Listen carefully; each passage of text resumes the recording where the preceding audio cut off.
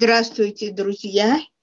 У меня вышел вот такой вот двухтомничек «Подгоняя судьбу». Это юбилейная 25-я книжка. И сегодня я вам представлю рассказ из этой книжки «Родная душа». Стоп! Режиссер хлопнул в ладоши. Андрей, черт побери, ну где ты стоишь? Почему ты не в толпе? Ты нищий Том Кенти со двора отбросов, а вокруг тебя такие же поберушки, с которыми ты вырос, бегал в запуске, валялся в грязи. В каждом из них ты должен ощутить родную душу, ведь ты для них свой. Не стой отдельно, не строй из себя принца Уэльского, еще не время. У тебя должен быть вид мечтательного оборванца, а не мажора. Почувствуй себя нищим. Представь, как ты на мусорниках общаешься с бродягами. Вживись в роль, наконец. Татьяна, ёшкин кот, ты по сценарию любящая мать. Ты сына должна подкармливать. Но главное делать это скрытно. Убери хлеб со стола, найди для него укромное место. И только когда Том появится, достанешь краюху и незаметно отдашь голодному сыну. Уловила? Уловила. Только вид у сына не больно-то голодный, огрызнулась женщина. Режиссер снова сердито хлопнул в ладоши. До завтра все свободны. В театралке Андрей не блистал, но и бездарным не был. А когда пришел в театр, мама, жаждавшая видеть в красавчике-сыне звезду, задействовала все свои связи для обеспечения ему стремительного взлета.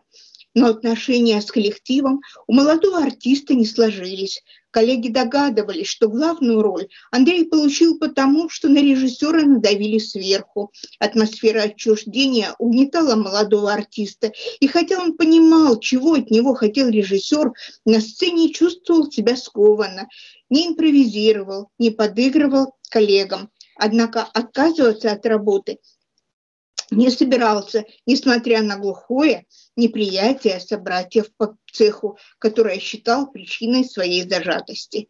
«Ничего, я всем покажу, чего стою», — с обидой думал Андрей.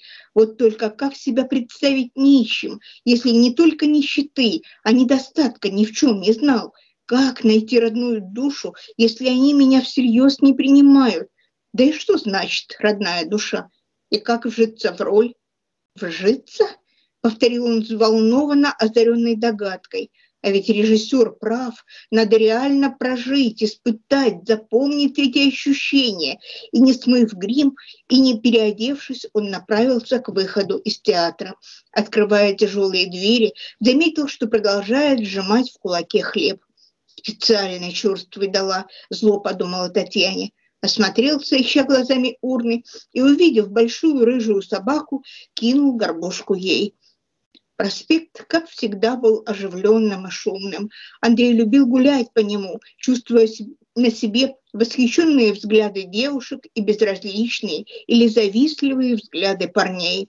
Но сейчас молодой человек в лохмотьях из другой эпохи с вымазанным не весь чем лицом встречным казался пьяным или наркоманом. Люди смотрели на него с опаской, отходили подальше, некоторые, не сдержавшись, ругались.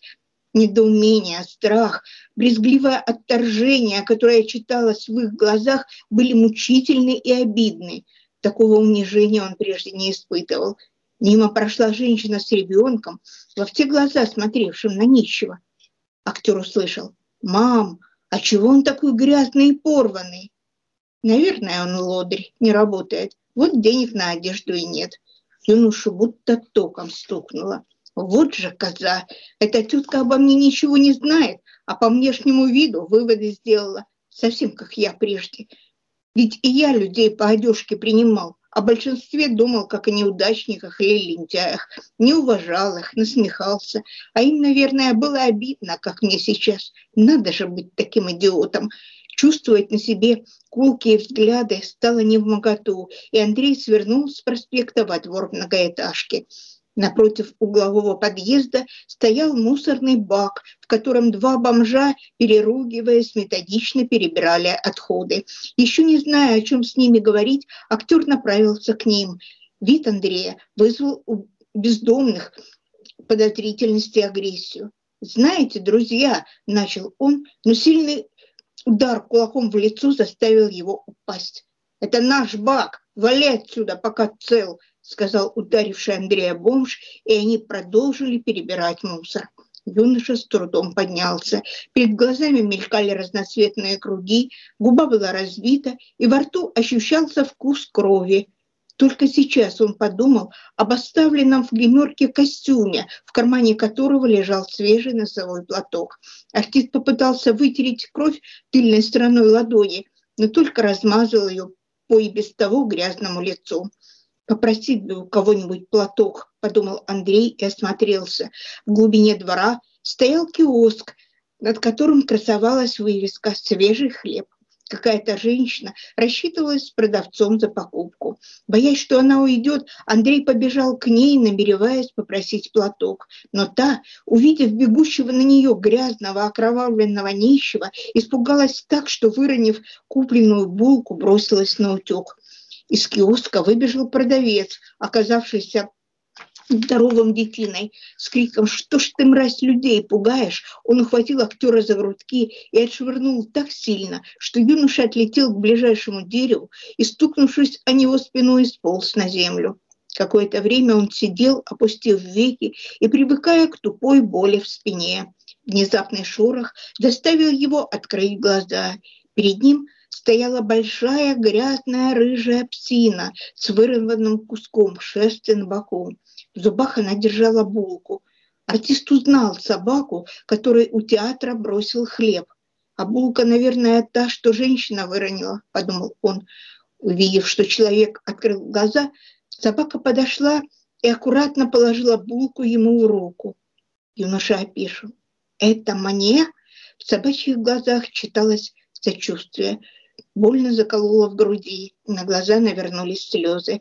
Как сейчас ему, всячески униженному, нужны были эти сочувствия и поддержка, как нужна была рядом родная душа. Он разломил булку надвое и протянул половину собаке. Та доверчиво взяла хлеб с руки. «Как же все оказалось просто», – шептал Андрей. «Родной становится душа, с которой ты готов делиться, и неважно, последним или единственным, хлебом или заботой, а добро нужно делать первым, тогда оно возвращается». И, погладив псину, юноша прижался к ее теплому боку, пряча в грязной шерсти мокрое от слез лицо. «Спасибо»,